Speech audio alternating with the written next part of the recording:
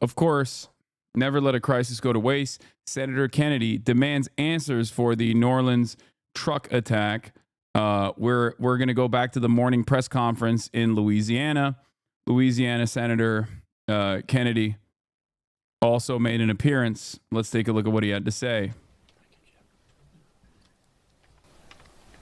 I wish I understood better why bad things happen to good people. If I make it to heaven, I'm going to ask. For those people who don't believe in objective evil, all you have to do is look at what happened in our city early this morning. Well, you will not be seeing the pearly gates, Senator. That much I know. I am, if this doesn't trigger the gag reflex of every American, every fair-minded American, I'll be very surprised. I'm here because these are my people. I'm here because these are my people's friends. I'm here because there are a lot of Louisianians that are scared tonight. I don't want them to be. There's a lot of information going around. Some of it is actually true. Some of it isn't. The federal government is now in charge of this investigation. By that I mean the White House, the FBI, the Department of Homeland Security, and the Department of Justice. I have not talked to the FBI. Maybe they've talked to my staff. I don't know. I did talk to the Secretary of Homeland Security a little while ago. And I told him that with all the respect I could muster, that we expect to put the full force and resources of the federal government behind this investigation. Our state troopers, our local police departments, our sheriffs, we've got many sheriffs here today, have been terrific so far. The federal government is cooperating with them. I hope that will continue. Here's what I want to ask from the federal government. Catch these people. Catch these people. And then tell the American people the truth. Now, I don't want you to tell us yet anything that's going to interfere with your investigation. And there are things that I've been told that I think are true that I'm not sharing with you today because it could interfere with their investigation. But after we get to the bottom of this, they need to tell the American people the truth, and the people of New Orleans the truth, and the people of America the truth. I think the mayor and the governor are... There are potentially other people that were working alongside the main perpetrator. That's what he's talking about. Gremlo said earlier on a stream that he'd love to come on your stream to talk about this since he's really familiar with New Orleans politics. I don't know if he's around right now, but I mean, I'll see in a little bit. Very wise to postpone this ball game for 24 hours. There's just too much stuff we don't know, and it's just not worth it. But is he insinuating that it was CIA? I doubt that Senator Kennedy would insinuate that this is a CIA thing, because the perpetrator is a Islamic convert who potentially got radicalized and had sympathies for ISIS. In that regard, it is actually closer to this being the work of the CIA if you are a conspiratorially minded person, considering the ISIS affiliations with the American State Department. But a person like Kennedy would never say that for a situation like this. He would only say that if it was a white supremacist, anti-government extremist or something like that.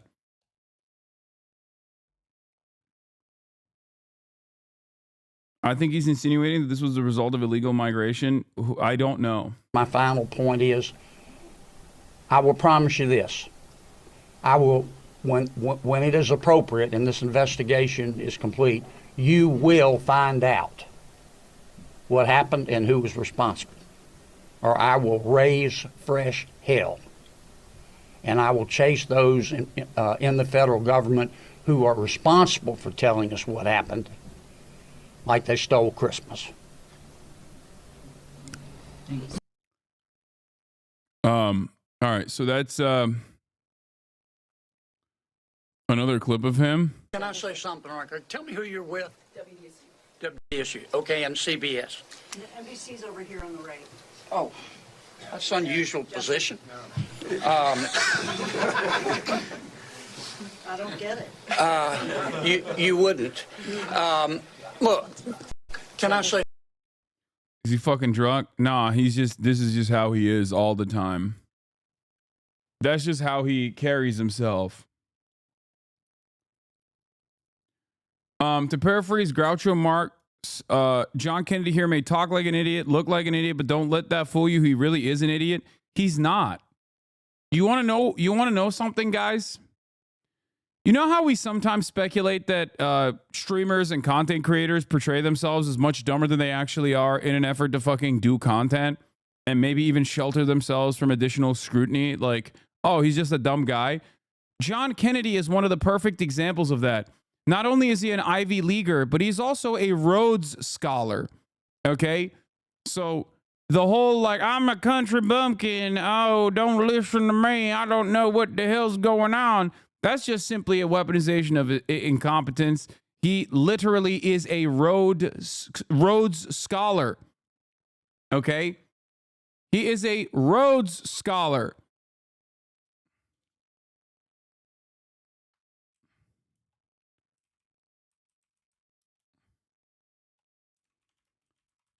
So all of that is just an act.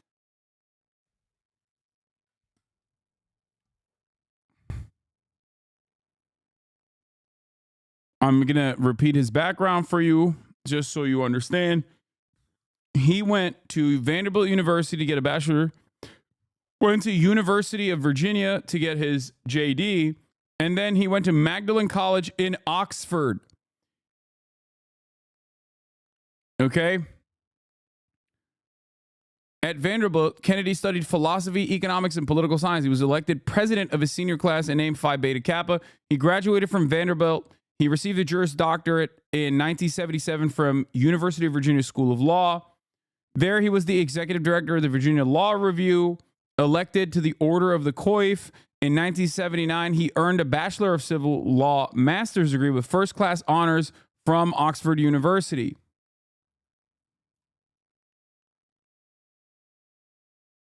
Wait, I thought he was a Rhodes Scholar too. Is he not?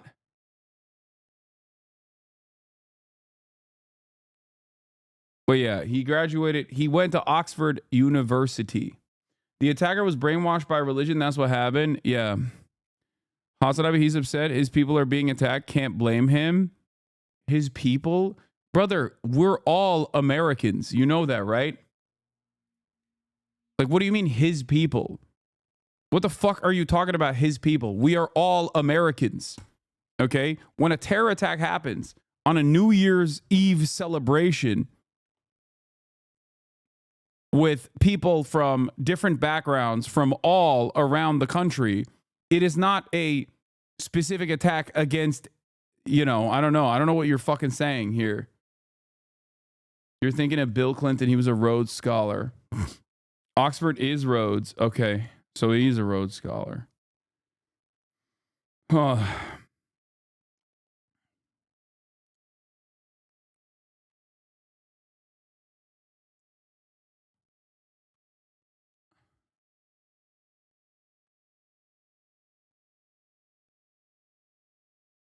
Rhodes Scholarship recipient.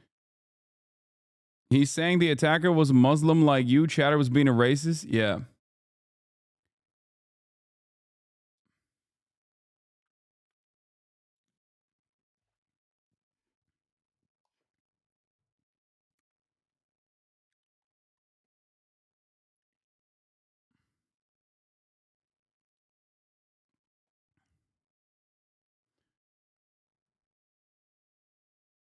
Okay.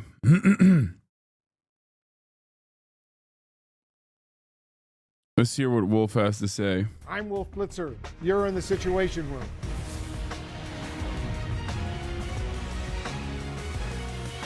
This is something that happened 5 years ago. What does it matter now? What, the 2020 bombing? I only brought it up because the timing of that was also suspect, and we didn't fully understand what happened in that situation either. People and injured dozens of others. We're also learning more about the driver of the truck and his background.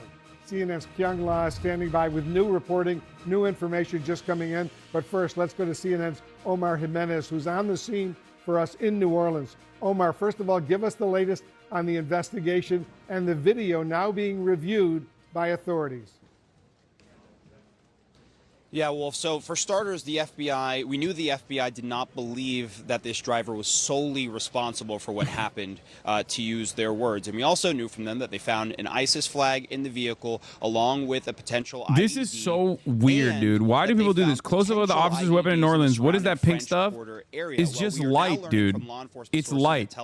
Okay. Investigators have reviewed 25,000 likes. 3 men and a it's woman just who light. they believe may have been involved in placing suspected IEDs in the French Quarter, and that investigators also found writings that they believe support their going theory that this was inspired by ISIS. Of course, comes on top of the flag that was found as well. And we know the FBI has said for most of the day that they have been investigating this as an act of terrorism. Now, there were also questions about how exactly this vehicle got around barricades that were installed years ago to sort of to try and prevent this very thing from happening. Well, we're getting a glimpse of kind of how this happened, specifically from some surveillance video from a business across the street from the key intersection here. It's actually the intersection behind me from where I'm standing. You see a white pickup truck come down Canal Street, essentially behind where I am now. And then a police officer, what appears to be, is sort of blocking Bourbon Street. But what you do see is that white pickup truck goes around that police officer and then goes into Bourbon Street, where, again, we know this attack unfolded. And we got a little clue from law enforcement today who told us that, well, those barriers just weren't working. The driver didn't get away. He got out with a gun and then got shot and killed in the gun battle. Instead, they put police vehicles afterwards in front of some of those. I think 2 cops were injured as well, right, in the process. Some of this happening, but that this person went around these vehicles onto the sidewalk and was able to evade some of those barriers. Now, there were a lot of extra people in town for a big college football game between Notre Dame and the University of Georgia. We also know from a shop owner that the crowds were still packed on the streets at around 3 a.m. when this attack actually unfolded. Why are you reporting if you know none of the details? Busy. We know that football game was pushed an extra day, but at the heart of this, are you talking to me or are you talking to CNN? Because I'm not reporting on anything. I'm not there. CNN is reporting on the details that we do know of that is confirmed. After this attack that happened in just a few minutes, Wolf. So awful and so sad indeed. Omar, I want you to stand by. I want to bring in our senior investigative correspondent, Kyung La, right now. Kyung, what more? Why is this declared terrorism? Dude, if this was a white dude, okay, who drove a pickup truck into this crowded Bourbon Street New Year's celebration, okay, New Year's Eve celebration, it would still be an act of terrorism. Terrorism as a definition is intentionally vague and oftentimes politically applied towards enemies of the American state. Having said that, however, it like in the most basic definition of terrorism, trying to kill as many civilians as possible in an effort to, I don't know, create like a race war, or in an effort to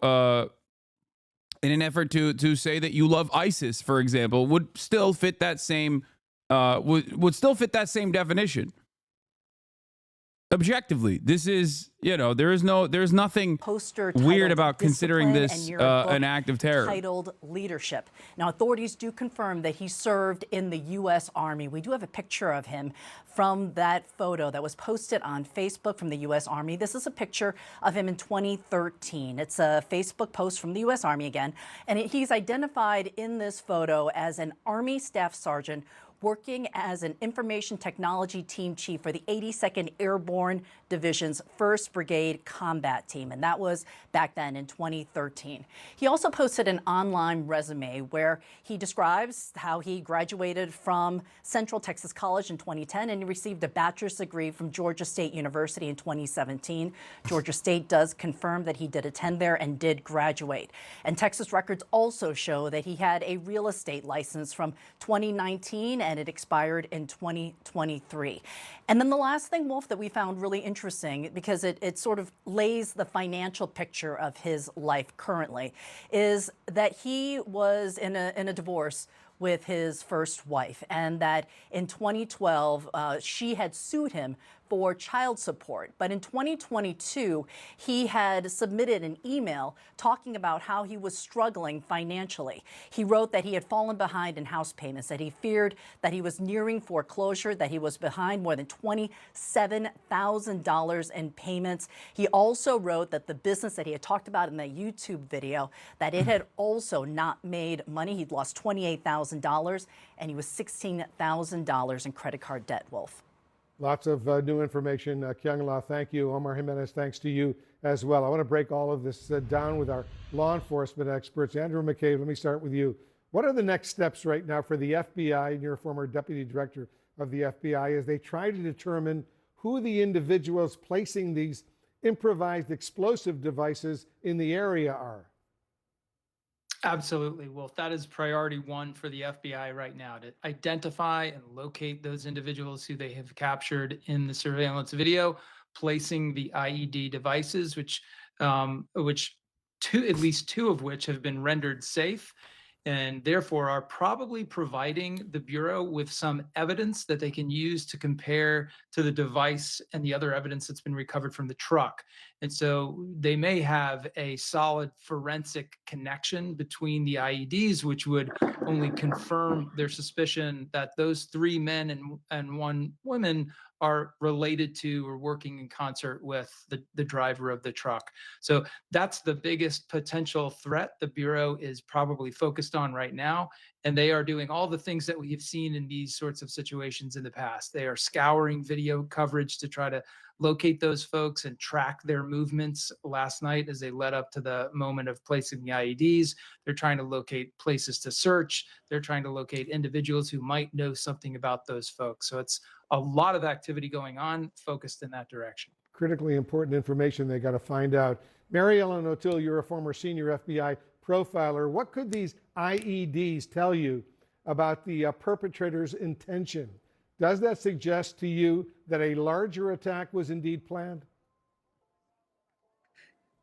Certainly, and thank you for having me on. The IEDs will be. There's a lot that make up a very normal narrative, and then there are some aspects of this that I consider to be a little like weird.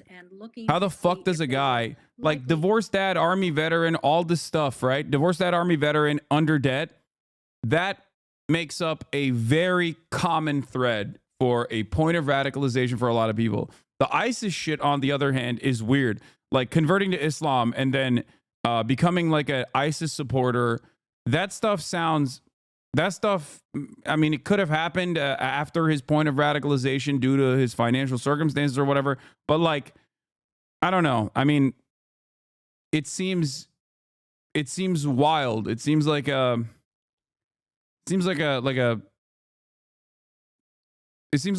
thread from, I don't know, what people oftentimes point to in Europe, even if there's no evidence for it whatsoever. Designed and constructed so that they would actually be weapons of lethality as well. So that goes to the intent. Especially considering his like extensive background in the military. Charles Ramsey is with us as well, the former Washington, D.C. police chief, former police commissioner in Philadelphia. Chief Ramsey, what are the challenges for law enforcement right now? What are you implying by that? I don't know. I'm saying that while conducting this investigation. Well, first of all, we all know the French. I think. Look, I don't think. I don't look at situations like this and immediately go, "Ooh, there's a grand conspiracy here." Okay. Usually, what you see is what you get. Having said that, however, I would say that it could very well be the entry point into his radicalization was initially his material conditions that then caused him to go fucking nutso mode and then get radicalized, convert to Islam, and then get radicalized online. The very fact that he had people working with him potentially is also strange. A lot of the lone wolf incidents like this are lone wolf incidents. You know what I mean? It's just like one person that will engage in the ramming attack. But the fact that there's IEDs involved in this and potentially other people also involved in this as well, that like the police are looking around the entire area for additional improvised explosive devices. It's much more sophisticated and more coordinated than the average like point of radicalization. Like guy who's radicalized who just like goes into goes out and does an act of violence, even if it's at the behest of ISIS or whatever. I mean, the fact that they found the improvised explosive devices, like, in my opinion, getting the vibe that most of chat today is wanting to do a full conspiracy bulletin board. I don't know. I have no idea what happened. I will repeat that over and over again. I do not know what happened, and only time will tell. In many instances like this, we never get the full picture. Like, we don't even know the full picture of Stephen Paddock to this day, right? The Las Vegas shooter. Having said that, there's also within the initial breaking news coverage of this, there will oftentimes be incorrect information. So it's important not to read too far into it.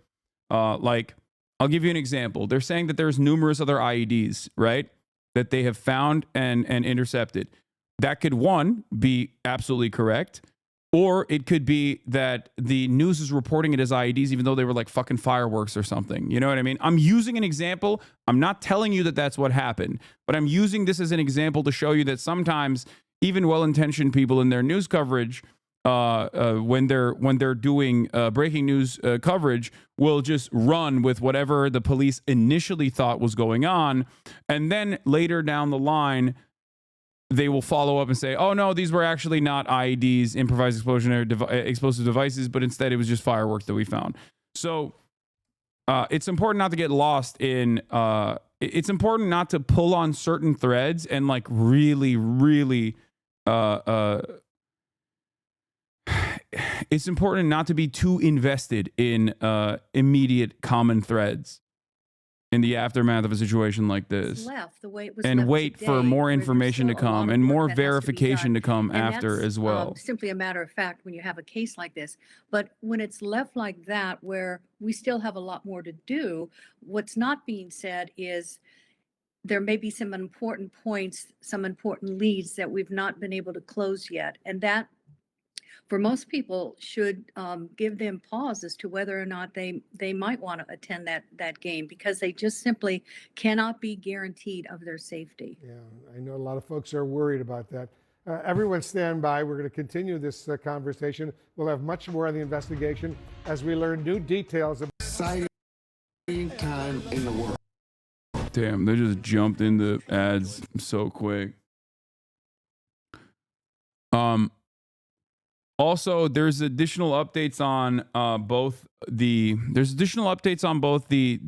Cybertruck explosion in Las Vegas and this New Orleans attack. But Elon Musk has confirmed that the explosion was caused by a very large fireworks and or bomb carried in the bed of the rented Cybertruck and is unrelated to the vehicle itself. All vehicle telemetry was positive at the time of the explosion. And Phytix News has brought forth AP Reuters coverage on this.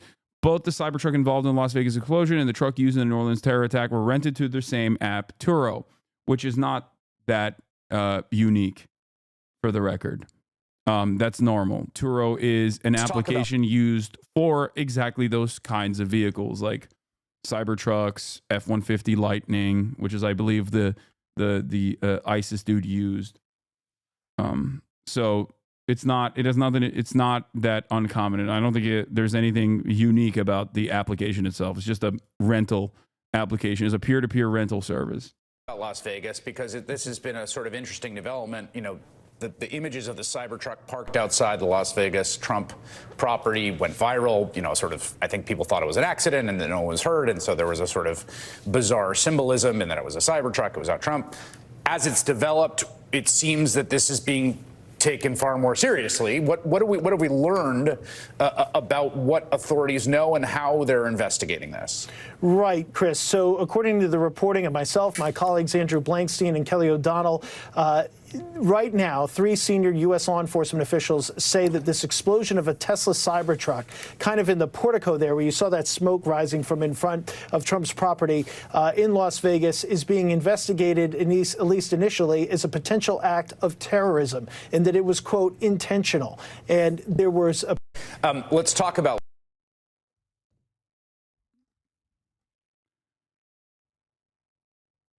I haven't seen a single pic of the ISIS flag. How can it do rollout with a flag around a super crowded city without people taking video and pics? Yeah, I don't know. I mean, is the flag on the car in the initial video when he's driving in? Because I didn't see that. Like, I don't know when the flag was planted on the car. It might have been covered.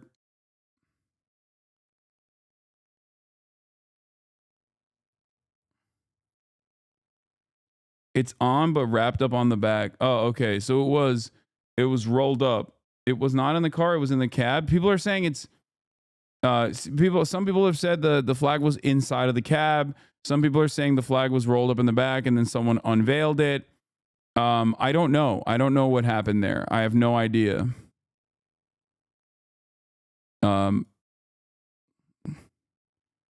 Incident, and now this one that is also being investigated as this possible terror attack.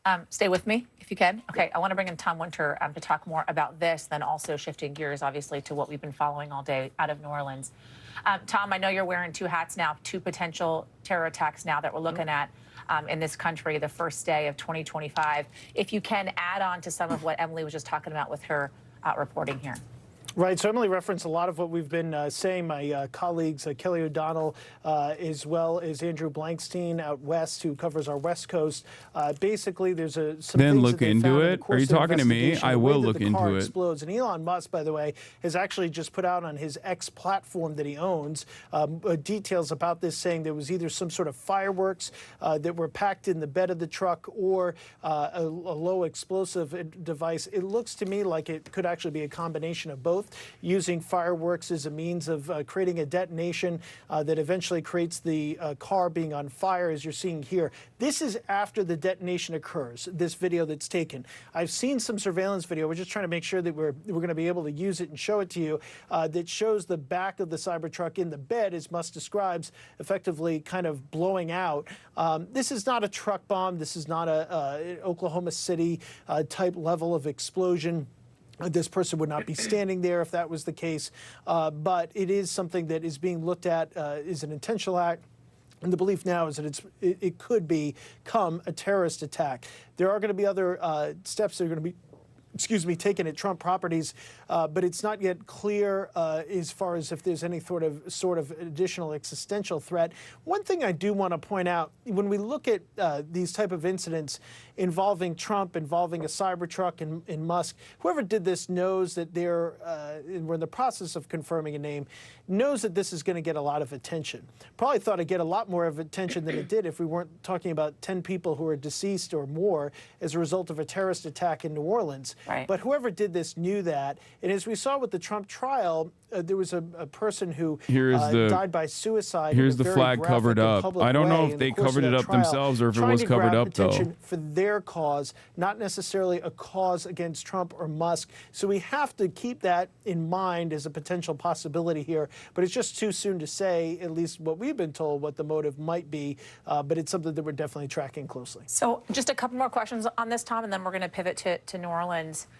What is leading authorities here to say that they're investigating a possible terror attack? Is there anything that we can kind of put our thumb on to know as to why they see that as a potential motive?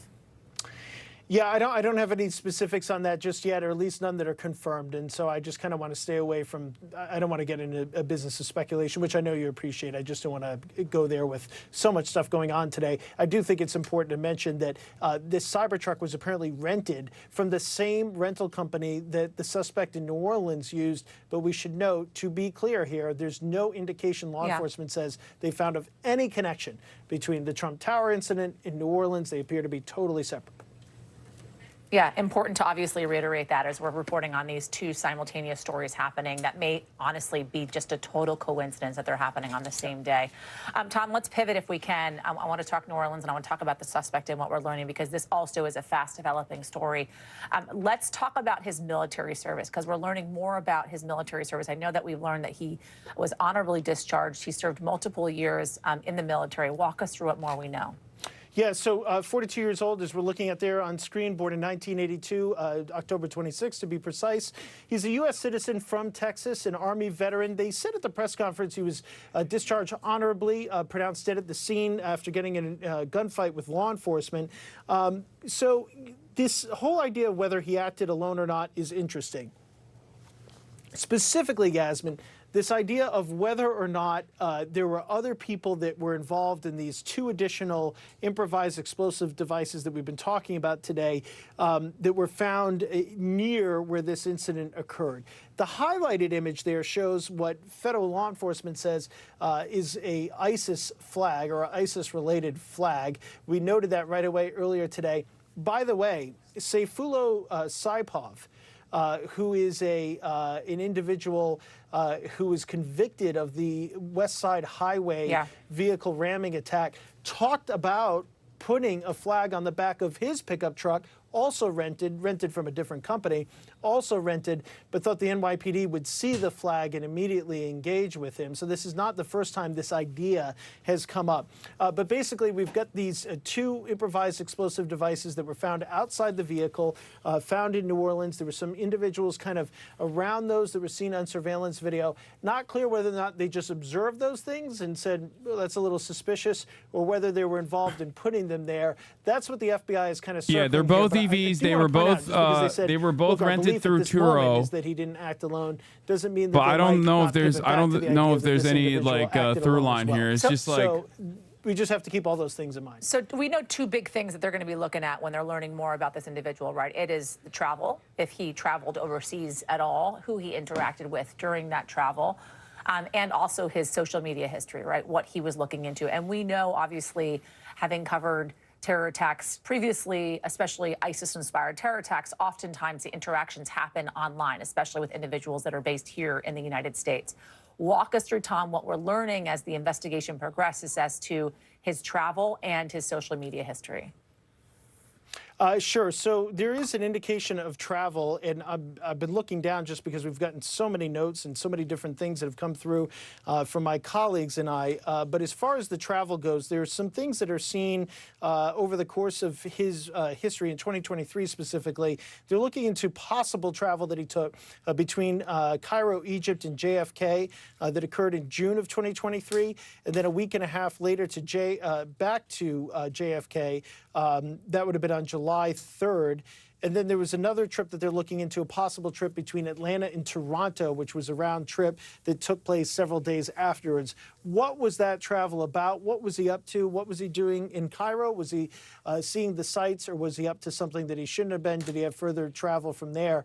That's something that the U.S. will certainly look at. The FBI has the ability to look at as a member of the intelligence community, but that's where the rest of the U.S. intelligence community that looks at things overseas, specifically the Central Intelligence Agency, the NSA, and other agencies can get involved with, as well as this is well within their purview. Even though he's a U.S. citizen, they could start to look at things abroad about, was he meeting with anybody who was known to them? So all sorts of things that they'll take a peek at here in the days coming forward. Hours coming forward. How active are they, Tom? Because I know years ago they were much more active, and I'm not quite sure where they are now when it comes to monitoring kind of social media activities between some of these terrorist organizations and individuals here in the United States. I mean, how active are they in kind of online intelligence monitoring of that now?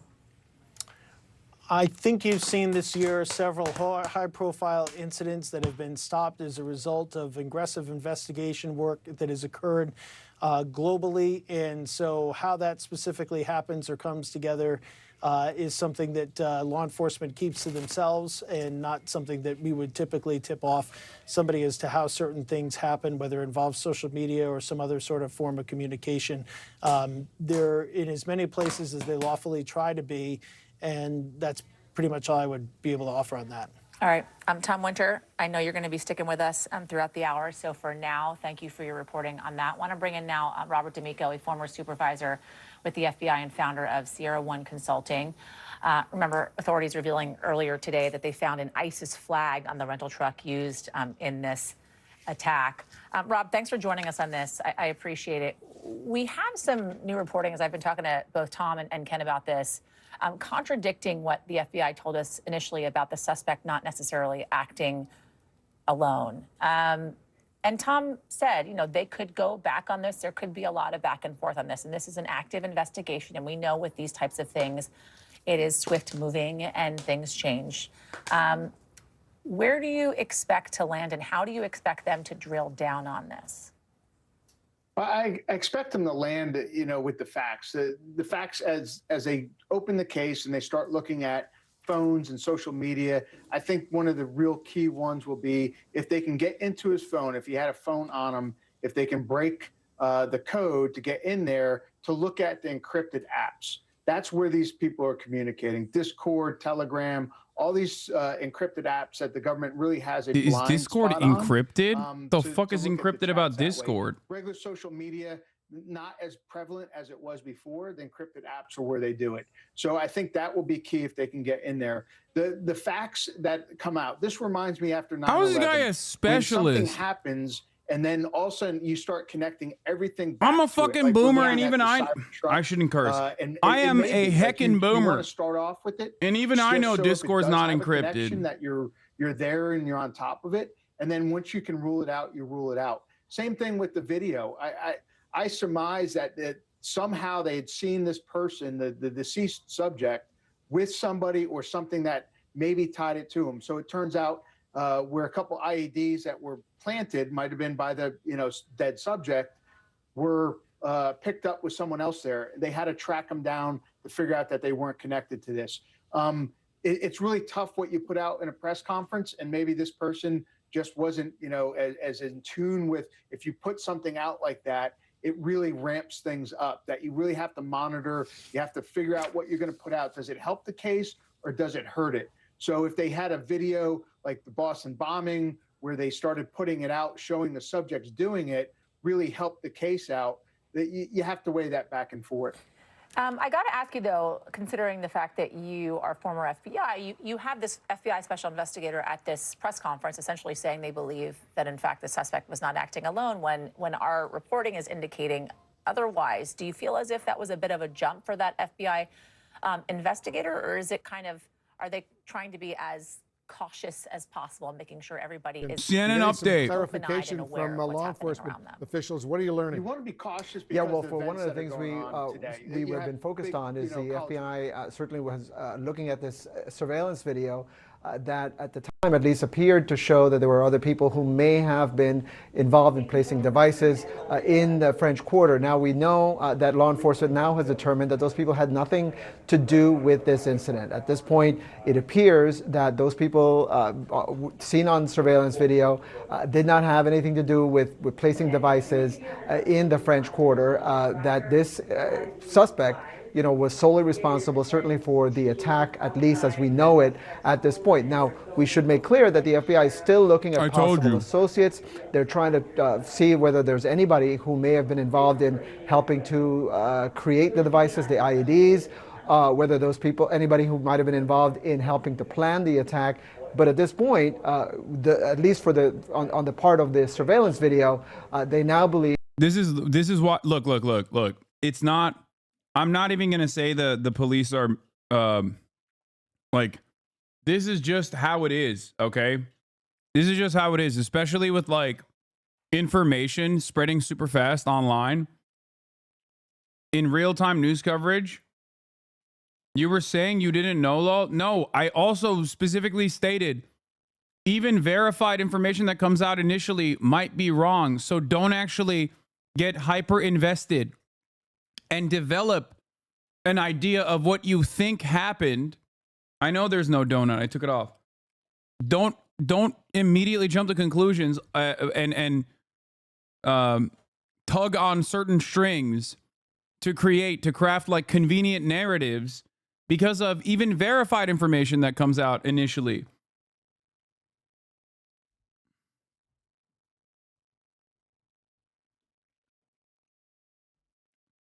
Yeah, I said even verified information could be wrong. And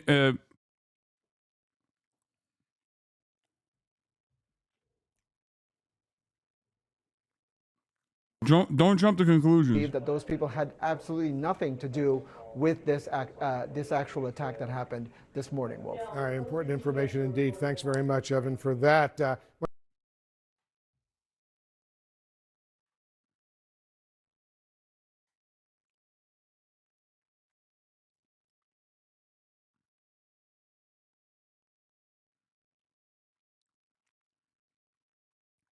Anyway,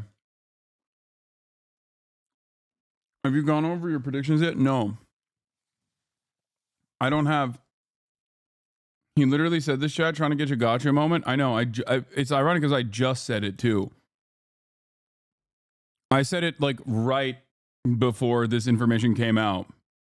Later, as well as a possible trip a few days later between Atlanta and Toronto. I know oftentimes it is incredibly important to look at the travel of these individuals that are suspected of terrorism, oftentimes inspired by terror organizations, not unlike ISIS, this one being, in fact, ISIS, it seems. What does that say to you? I mean, honestly, I wouldn't be surprised to find out that the Toronto trip had more relevance than the Egypt trip. This is a very painful lesson, I think, for us, because, initially when this incident happened, I think a lot of people jumped to the conclusion that this person was a foreign national, was a legal migrant, something like that. This person was an American. He was born in the United States. He was a U.S. military serviceman. And unfortunately, he fits exactly the profile of the kind of people that are being recruited by groups like ISIS right now. There is this trope about terrorism that is the other, is the foreigners, it is someone else. But in fact, these groups are able to recruit people from directly inside the United States. This person appears to be radicalized, from what we can tell, at least so far, this person appears to be radicalized inside the United States, right? So any trip to Egypt or whatnot, there's no telling whether it's actually relevant or not. Probably not, right? Most of these folks that do this, they're not going overseas to terrorist training camps in foreign countries.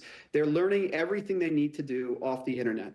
Right. Yeah. And it's very easy because there are terrorist training manuals that are put out by ISIS in English. You don't need to speak Arabic. You don't need to speak Urdu or Farsi or whatever. You can speak English. And it's very clear about what to do. It tells you to get in a car, he's not wrong. He's right. Ram people and kill them, exactly as this person did. So, I hate to say it, but you didn't need to travel to any country outside the United States to do what this person did. And, again, he fits the exact profile of a standard ISIS lone wolf recruit. I think we also have to be careful here about importing what this means about ISIS in general. I think the general reporting has been correct in the last few years that the threat from ISIS has somewhat subsided. The group has been under tremendous amounts of pressure. It has, really suffered a lot of losses, including just recently, several senior leaders of the group were killed. A huge training camp was wiped out in Syria. This group is definitely on the ropes, but that does not mean that they are unable to recruit individual people here or there who may be disturbed on their own. And if you look at the background of this particular individual, there's reason to believe that this person had problems that go far beyond just terrorism. And this person has multiple different possible domestic violence reports against him. This is someone who had personal problems as well. But, so I think that's another thing. So none of that, by the way, we have confirmed, and I want to be clear with that. When you talk about domestic violence, those are things, obviously, that you are learning that we here at NBC News have not confirmed. But what we have confirmed is the fact that he actually served in the U.S. Army. He was active duty from 2006 to 2015 for 9 years. He was deployed in Afghanistan in 2009. He served for the Army Reserves for 5 years as well, honorably discharged, as I mentioned, as a staff sergeant. How do you go from that to extremist who plows down 10 plus individuals, killing them, injuring 30 plus as well in New Orleans on New Year's Day? I think that's a very important question because, you know, again, ISIS did just come up yesterday. You know, ISIS, the highlight of ISIS, the big time of ISIS was almost 10 years ago, right? Why didn't he try to do something back then? And then the question is, well, maybe he wasn't radicalized back then. Something happened between now and then, and maybe it had nothing to do with ISIS. Maybe it had to do something with this individual particularly, individually, personally. Again, you have to look at a variety of different motivations when it comes to these folks. It's not always just politics. Sometimes there's personal turmoil, there's other events. And again, it's remarkable. But if you look at what happened at Fort Hood, you know, that what was that, like 15 years ago, 16 years ago? Same exact thing, a U.S. military serviceman, someone that had been in the military for quite some time. This tends to happen. It is not, unfortunately, as unique as we might wish or we might think.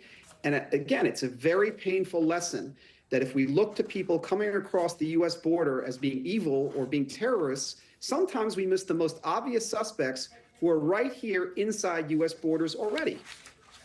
Evan Coleman, if you will, stand by for me. With these details still pouring in minute to minute, the country's leaders, they are reacting, vowing to track down any co-conspirators. And some are making it political. I want to go to senior White House correspondent Gabe Gutierrez to talk more about this. Let's talk first about the reaction that we are getting from President Biden, along with President-elect Donald Trump. Gabe. Hi there, Yasmin. Well, yes, we've heard throughout the day from both President Biden and President-elect Trump. Not on camera from Trump, very briefly on camera from President Biden. Let's start with President Biden. He began the day in Wilmington, Delaware, and then he headed to Camp David. As he was boarding Air Force One, he briefly spoke with reporters, was asked several times about the origins of the suspect at the time and any details he knew about the investigation. He declined to comment, as the White House typically does at this early stage in the investigation. He did say his reaction was one of anger and frustration, but President Biden also said that he would be eager to talk more about this in a short time, presumably after he spoke more with some of his senior officials and we learned more information. But still, at this late hour now, we have not had any confirmation on any schedule change from the White House or whether President Biden may come out and address the cameras again. So right now, he's at Camp David, and we're waiting to hear whether he might speak out about this. As for President-elect Trump, he's here in South Florida. He spent much of the day at his International Golf Club here in Palm Beach County. We did hear from him earlier today in a social media post where he said several things about thanking the law enforcement officers that responded from the New Orleans Police Department. He also said that our hearts are with all of the innocent victims. Earlier in the post, he also talked about the crime rate in our country is at a level that no one has ever seen before. I will point out, Yasmin, that according to FBI statistics, that's incorrect. From 2022 to 2023, the violent crime rate in this country overall actually declined, although it did go up in certain cities, but overall it did decline. Now, President-elect Trump also saying that in his administration, he would pledge all support that he could to the city of New Orleans. But again, we're right now awaiting word from the White House on whether President Biden may speak once again. We do know that he has spent the day being briefed by top officials at the FBI and the Department of Homeland Security. And he has been briefed with them, and he also been briefed by them, but he also spoke with the mayor of New Orleans and pledged full federal. It's like crazy because they literally are so one note on one narrative that they failed to recognize that this is another comfortable narrative that they can also rely on, which is Islamic radicalization and crime. But because they're so hyper-focused on undocumented migrants, they just ended up cooking their propaganda opportunity when it first came out. In New Orleans, they blew their load on undocumented migrants when they could have just been like, this is classic Islam. For 9 years, served in the Army Reserves for 5 years as well. We are 19 days away from President-elect Donald Trump's inauguration in Washington, D.C. for his second term. What are the expectations as to how he's going to address this? Well, certainly, look, it's a question and an issue that Donald Trump has really focused on since the beginning of his political career, that of immigration. That was a posting on social media that he made much earlier in the day. At that time, with all this fast-moving information, there had been some reporting on other outlets potentially about a truck that this suspect may have been driving and whether it may have been near the Texas border. And so that led the president-elect to assume that potentially this suspect may have been from outside the country. That is an insane way to defend Donald Trump, by the way. This is manufacturing normalcy. Just, what do you mean? Oh, he's always been upset. He's always been very worried about immigration. No, he's a racist motherfucker. 2, well, the truck had Texas license plates, and maybe he saw that the truck was in Eagle Pass previously. Dude, what are you doing? Why are you defending him? Virtually everything he said is wrong. Why the fuck would you try to like normalize why he came up with that when you know why he came up with that narrative? Early on. Again, though, we have not heard from the president-elect for several hours, though, and we're waiting to see if he has any additional comments now that the FBI has put out more information. And again, waiting to hear if we're going to be seeing and/or hearing publicly from the president this evening. Gabe Gutierrez, for now, thank you.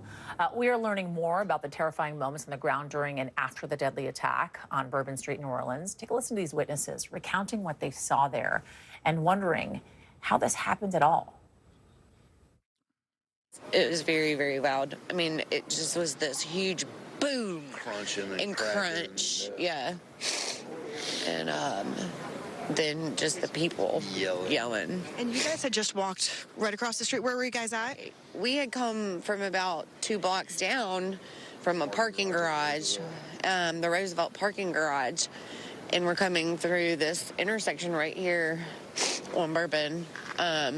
When it happened. From what I recall, he was in this lane and just took a hard right and punched it, is what it seemed to be like. So I don't know how he did it because there were all the cars. It was literally 3 or 4. I mean, it's 3 lane, but there was also people parked over on the side. So I mean, it was just hectic and chaotic. I don't know how he was able to get through the barricade or whatever, get enough speed. And there is multiple pedicab drivers and carts there. And fortunately, one of the girls that he hit her cart, she didn't have passengers, but it was the other gentleman who had passengers. That's what he hit, and they were just all on the ground. I mean, I was just going to say, so you guys saw this happen. What did you guys do next?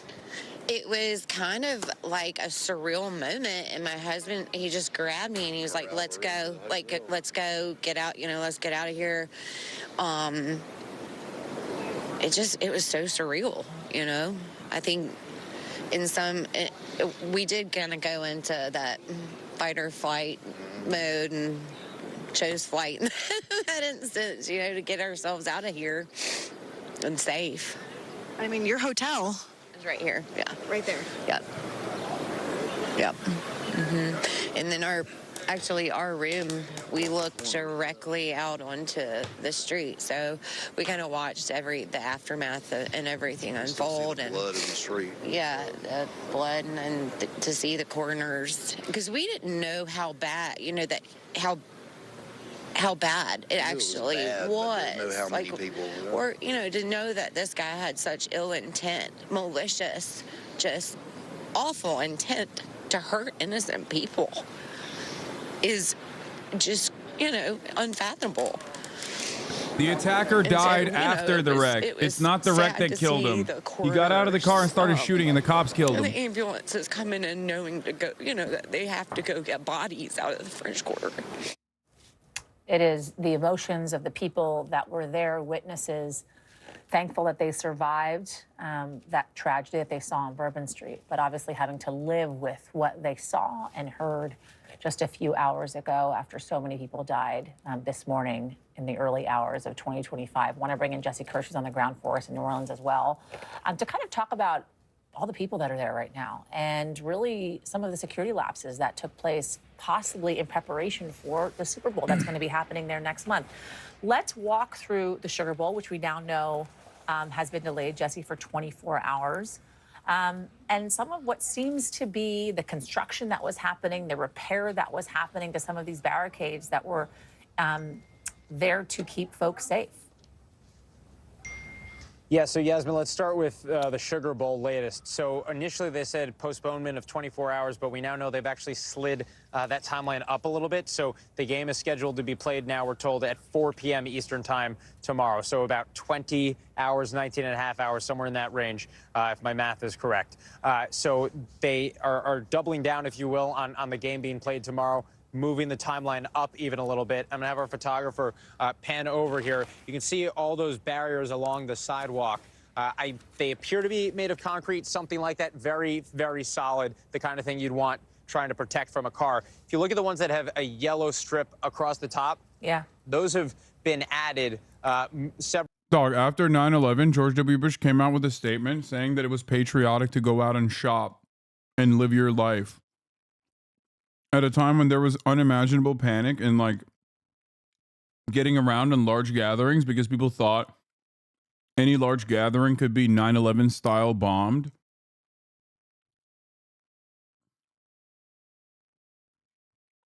That like it was a patriotic thing. George W. Bush said it was patriotic to go out and shop, to go out and watch movies. More evidence. Military records show the pickup driver who killed at least 15 in New Orleans, Shamsuddin Bahar Jabbar, was in the U.S. Army from 2007 to 2015 and the Army Reserve from 2015 to 2020. He deployed to Afghanistan 2009 to 2010. Miss Taylor, thank you for the 10 gifted subs.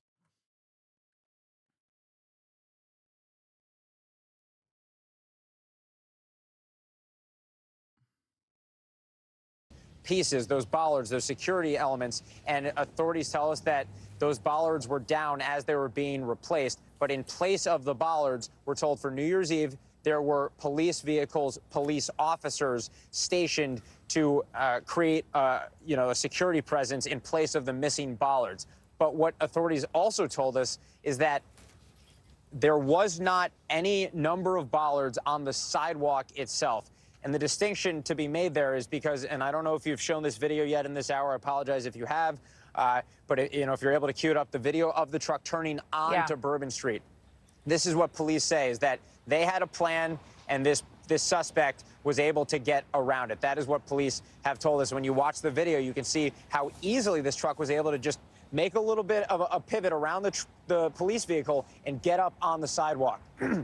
Theoretically, bollards could have made a difference there. I'm not saying definitively they would have, but they were not there, and they are not normally there. So those weren't even pieces that were being repaired, and they forgot, for example, potentially to replace them with something. We're told that was not something they had accounted for, and I think that's a head-scratcher, Yasmin, because, we work in a building that has bollards around a plaza, right? There are bollards on sidewalks in cities all over the country, and the fact that you were worried about the street itself but hadn't considered the possibility of needing them on the sidewalk, I think, leaves some needing of an explanation, which we have not gotten yet. Well, it's interesting because when you're on Bourbon Street, if, for instance, if you're going for Mardi Gras or whatever time it is that you're visiting, oftentimes, what you, I'm sure, well know, folks are walking up and down the streets. They're on the sidewalks. I mean, pedestrians are really everywhere, kind of taking place in the celebrations that are happening. So it's understandable as to why they would also want to protect the area in which cars are moving up and down. But we were actually showing the video, Jesse, while you were talking about it. And it's an interesting note that you say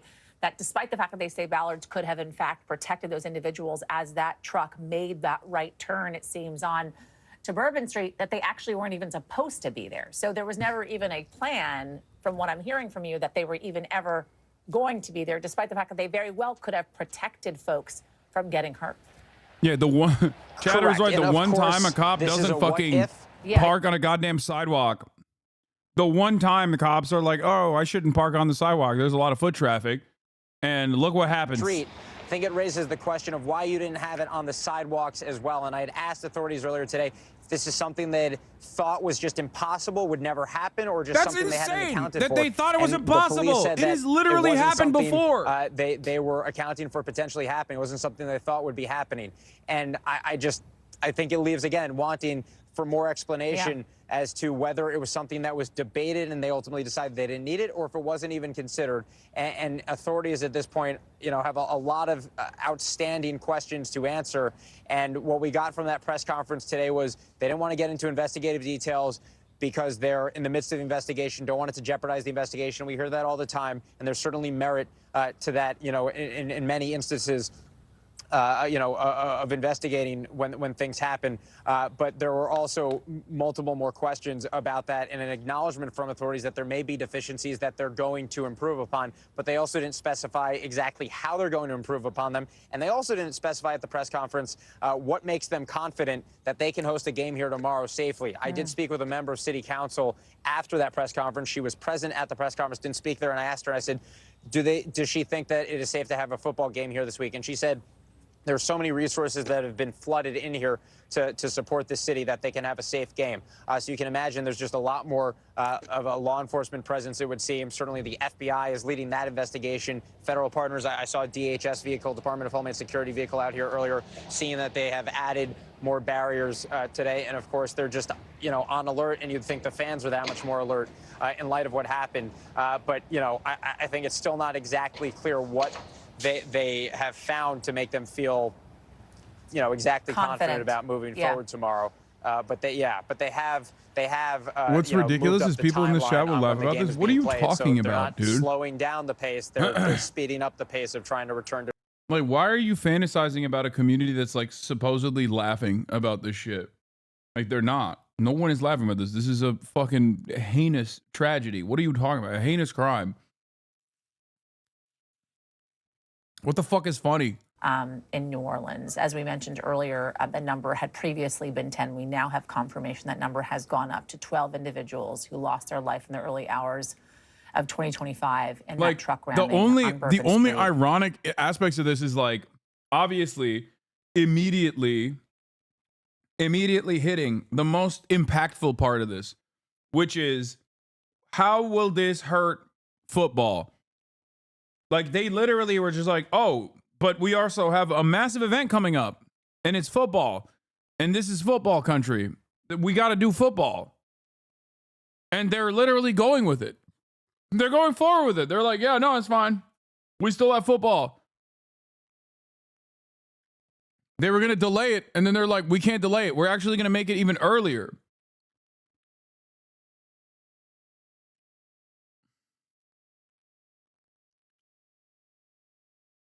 The ironic parts of this that lend itself to satire would be police incompetence and the interest in. That's not funny. No, that is not funny. It's gallows humor. It is how fucking shitty our lives are in general. It's not like haha funny. It's more like, holy shit, what do you do in this situation? Anyway, we're not doing that any longer. I'm not explaining jokes in 2025 as much. The areas in which this individual, the suspect, attacked. I can't help but think back to the Bataclan attack in Paris, in which many individuals lost their lives that day, and they went after soft targets, right? We have known for a long time these types of individuals go for soft targets because that is when people are most vulnerable. Talk to me first about your reaction to what you heard. Okay, let's cover the CNN update. Apparently, according to CNN source, Cybertruck explosion in Las Vegas involved explosives that include fireworks, gas tanks, and camping fuel. Authorities believe that it was connected to a detonation system controlled by the driver. That source also revealed what was inside the truck, explosives that included fireworks, gas tanks, and camping fuel, and authorities believe that that was connected to a detonation system controlled by the driver. We're also hearing this same sentiment from Elon Musk, who tweeted out that they have now confirmed that the explosion was caused by very large fireworks and or a bomb carried in the bed of the rented Cybertruck and is unrelated to the vehicle itself. So he was clear to say that this was not an issue with the Cybertruck. And the sheriff also earlier said that they are checking for secondary devices. They're investigating many different leads, but he was clear to say that there does not appear to be any further threat to the Las Vegas community. That source also revealed what was inside the truck: explosives that included fireworks, gas tanks, and camping fuel, and authorities believe that that was connected to a detonation system controlled by the driver. We're also hearing this same sentiment from Elon Musk, who tweeted out that they have now confirmed that the explosion was caused by very large fireworks and or a bomb carried in the bed of the rented Cybertruck and is unrelated to the vehicle itself. So he was clear to say that this was not an issue with the Cybertruck. And the sheriff also earlier said that they are checking for secondary devices. They're investigating many different leads, but he was clear to say that there does not appear to be any further threat to the Las Vegas community. That source also revealed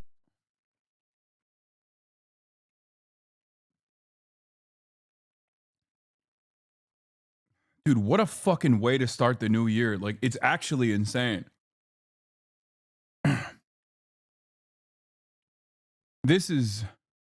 We're so fucking cooked. We're so goddamn cooked.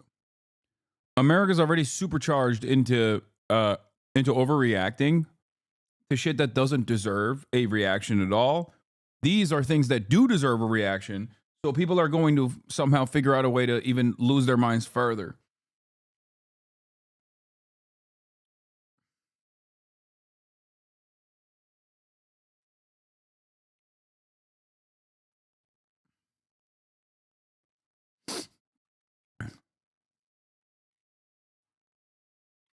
All of this happening right as the Trump admin is coming into power makes things even scarier.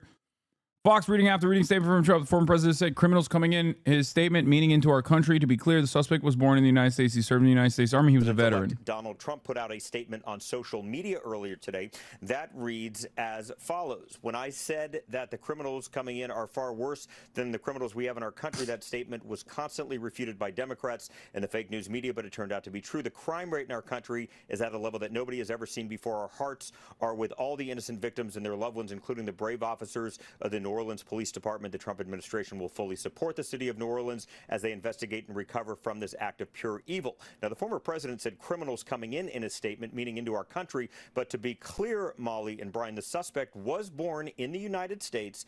He served in the United States Army. He was a veteran. The FBI is the lead agency in this investigation, going through the social media and any other accounts associated with the suspect. But that President-elect Donald Trump put out a statement on social media earlier today.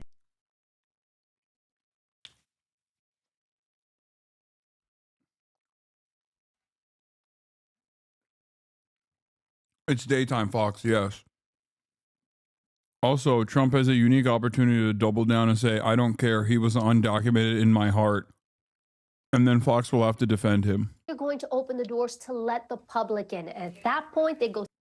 The very fact that that's actually something that could happen is so damning. Like, he did it. He did it with Obama, with a birth certificate. He did it with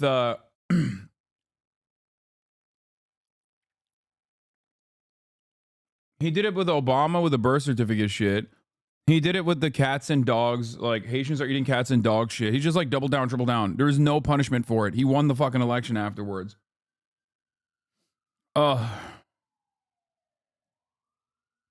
Might be the case as well. A couple things I want to tick through here, because we are getting now confirmation and an adjustment from the FBI in which they are now saying, Evie, that 15 people have now died from the attack in New Orleans. So initially that number had been 10 in the early hours of today. That number went up to 12 just a couple of minutes ago. They have adjusted that number to now being 15 individuals who have lost their lives to this horrific terror attack on Bourbon Street in New Orleans. And as we now know, also double-digit multiple people also still in the hospital being treated for their injuries as well. The other thing, Evie, that you touched upon that I think is important to be clear on is whether or not this was a lone actor or someone who worked in coordination with other individuals. As we heard from the press conference a couple of hours ago, in fact, they mentioned that there was a possibility He may have, in fact, worked with other individuals, asking the public for help. Had they had any interaction with this individual, this suspect, in the last few days or so, to please reach out to 10, and at least 6 were instantly, clearly deceased. And they were trying to get everybody just to stay inside, but everyone had just completely disappeared. City and federal officials are saying the suspect drove around police barricades that were set up to try to stop a vehicle from barreling down that street. Officials saying the suspect was, quote, hell-bent on killing as many people as possible. And according to law enforcement officials, that suspect was also allegedly firing a gun as he drove through that crowd. He was shot and killed then by police when he got out of his vehicle with an assault rifle, officials have said. At least 2 officers were wounded while engaging that suspect, and the FBI is now investigating this as an act of terrorism. And at this hour, we're also learning that the FBI says it found what can be described as improvised explosive devices. Look, why is that's the cop car? That's why. Okay, I was like, I didn't understand at first because I think people are posting the photo of this pickup being like, there is no flag in this pickup, but I think that's the cop pickup. That attack, multiple law enforcement officials telling ABC News that those devices that were found at the scene are apparently viable explosive devices. We want to kick things off here with ABC News senior investigative correspondent Aaron Katersky, who's got the latest for us. Aaron? It looks like the suspect's truck in still images. I'm telling you not to get duped. Suspicion that there may be additional suspects came from surveillance footage that appeared to show individuals, multiple individuals, planting what could be explosive devices in the French Quarter. That is why, in part, the FBI said there could be a range of suspects beyond the one found deceased at the scene responsible for the vehicle ramming itself. Authorities ran down some of the individuals that were seen in that footage and ran down some of the objects seen in that footage and determined that they may have been innocent bystanders. But there is still a concern based on social media and other evidence that authorities are gathering that there could be additional suspects as part of this. They've been interviewing. I'm telling you, it could possibly be. Oh, they went to his house. Jesus Christ.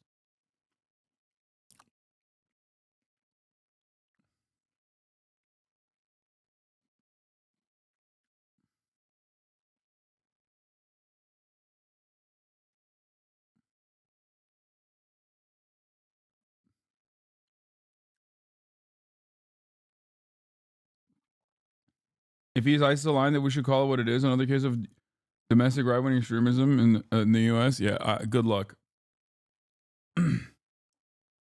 No one will see it that way. But this guy is one of the suspected. It's a possible suspect that they let go basically because they realized they had nothing to do with the attack. For starters, it's an absolute key that you find those people because they are the loose link. Maybe there's others, but at least that they are a loose link as to where this case is going and what is their intentions. If you're willing to drop IEDs in a urban area after a guy has just car rammed it, I mean, you are a dangerous person. And are they moving on to another location? Is there somebody else involved? And again, we don't know enough about this suspect. Maybe the FBI and New Orleans police do. You know, what are the circumstances around this event? In other words, who did he talk to? Why did he come to New Orleans? This was coordinated with more people than him. Maybe only he and these other X number of people came to New Orleans, but there's just another component to this, or it feels like there is, that the FBI has to get their arms around because nothing is going to feel safe until you know the answers of these other associates, whether they be in New Orleans or someplace else. And Bob, I want to pick up there with you because we know that this individual was from Houston, Texas.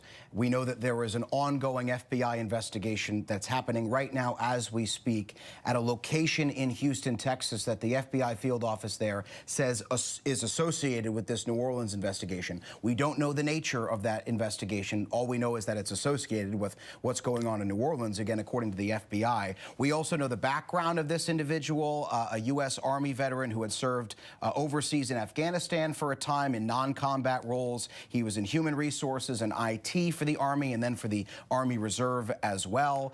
How much of this investigation hinges on the suspect's background, and how do you put together that background? Sure, you're going to look for deployments, see if he's deployed abroad in any fashion to the Mideast. Apparently he was not. Here's the thing, Jay. You take that plate, you take what you have at a crime scene, and you run with it in different directions, of course, but considering what you have. So you have a plate, a Texas plate, and you're going to go back to your plate readers all the way to Texas and see if you can follow this individual and create a timeline to see who he spoke with. You're going to see if he also has a phone.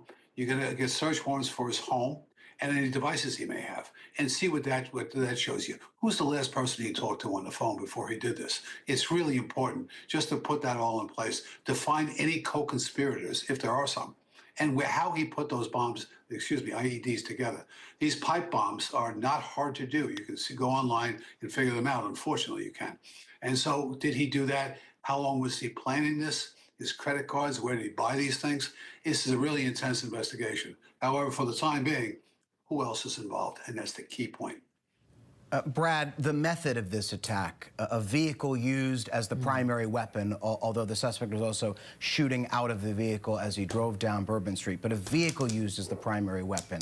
Pipe bombs created, as our Aaron Katersky has reported, appearing to be built to inflict the most damage. The weapons that were used here, what does that say to you about the suspect and his motive? That clearly this is driven by some outfit probably like ISIS. I mean, this is what ISIS teaches lone actors to do. Use cars, use guns, use explosives. He used all three. But Jay, anyone that can get to the place in their life where they're willing to just literally drive over people, shoot them, and then blow them up, clearly has dehumanized everyone that doesn't believe whatever his beliefs are. I mean, unless you're completely insane, and I'm going to guess he wasn't, that's what you have here.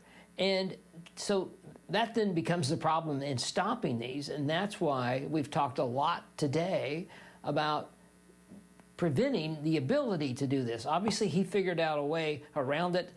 It's a security flaw that everyone agrees with today.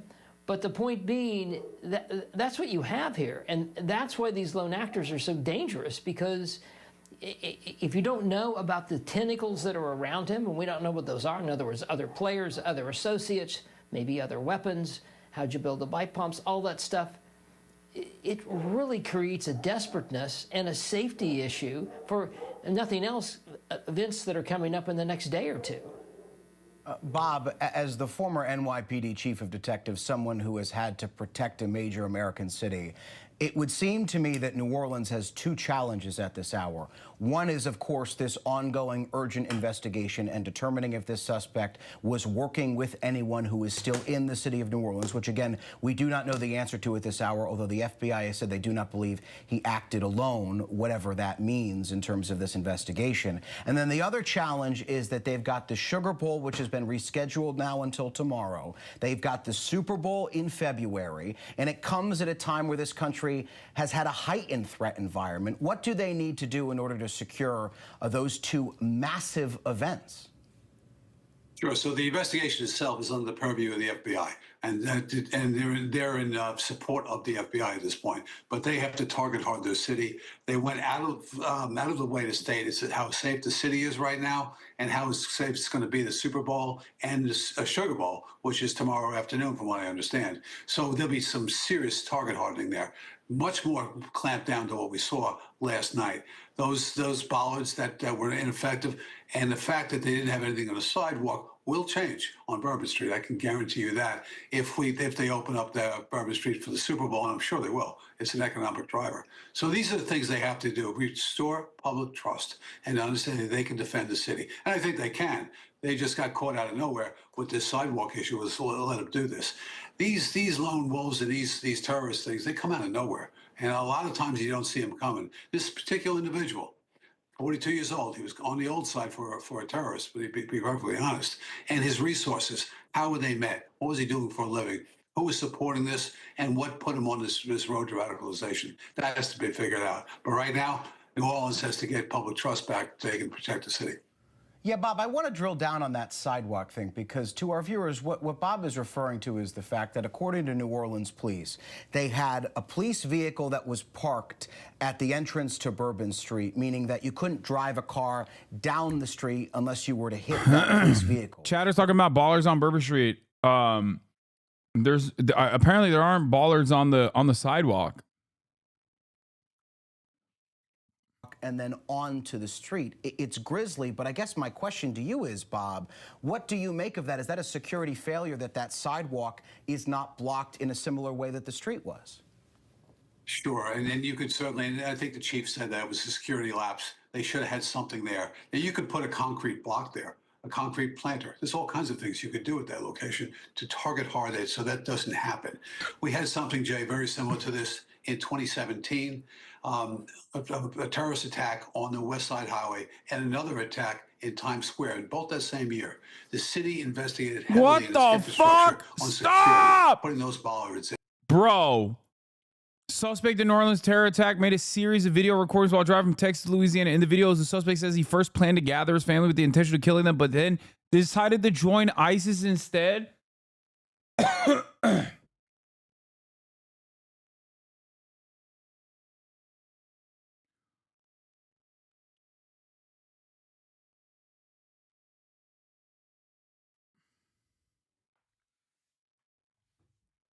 Dude, come on. Bro, this is like the fucking loony bin. We have a serious and very severe mental health crisis in this country. Oftentimes the trigger point being material issues, but also family court, okay? We have to study the minds of people who have literally considered themselves victim to family court. We have to shut down family court until we figure out what the hell is going on. Okay? Okay, but how the fuck did the FBI miss this guy? The way the FBI misses this guy is because the FBI is not the guy talking to him. Normally, if you're talking to an ISIS guy online, okay, you're most likely talking to an FBI guy. Especially when they start telling you like, oh, my friend, you know, put down the chicken breast and join the jihad, bro. There's some Tenorite that I can let you purchase. Here's some Tenorite that I left at this coordinate. Please go pick it up. It would be sick if you used it to blow shit up. And then you go to pick up the Tenorite, and the FBI stops you, and then they go, we've apprehended a terror attack. That's usually how it works. Okay? Yeah, put down the chicken wings and join the jihad, bro.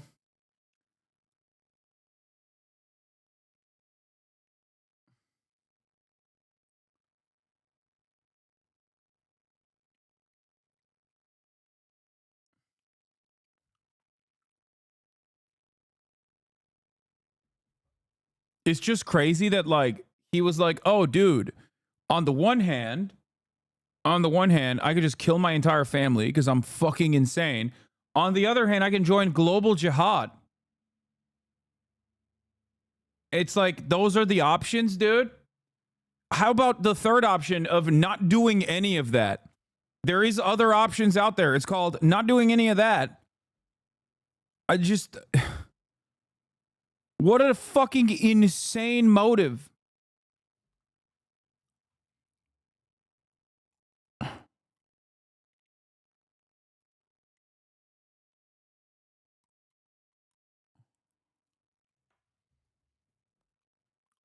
Here we go. I'm going to teach white people how ISIS is more aligned with Israel than they are of any Islamic group. Shaking my head. I know. Yeah, I mean, the more you find out about this dude's profile and background, the more you realize that maybe divorce court was it is insane, almost like it was made up. I mean, if there's video, you'll see it.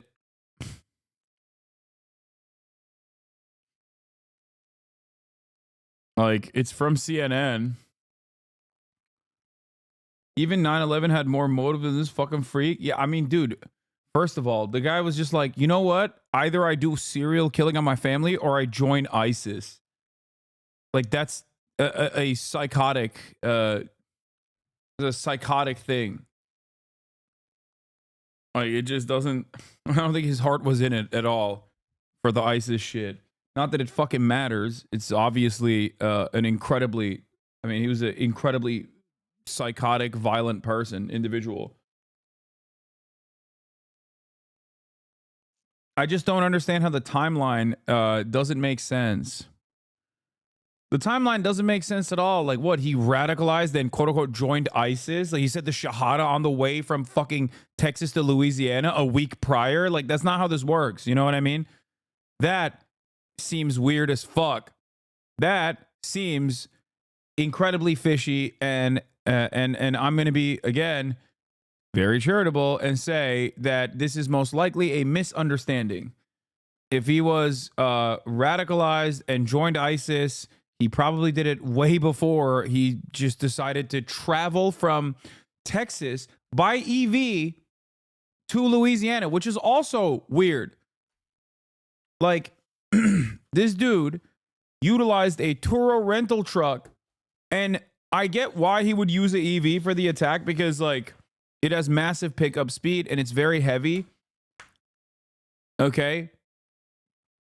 But how the heck did he use an EV to go from Texas to Louisiana? How many points did he have to stop at?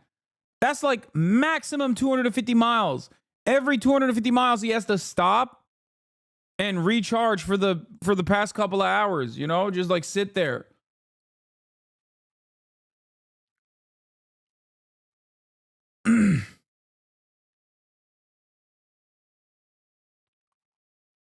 He'd been planning this and driving for 4 years. Oh, wait, what? That's where the videos are from? Okay, that makes a little bit more sense than with the ISIS, he joined ISIS thing. You know what I mean? Like, if he has like 4 years worth of videos that he shot, but that still doesn't make sense, because in 2021 he was still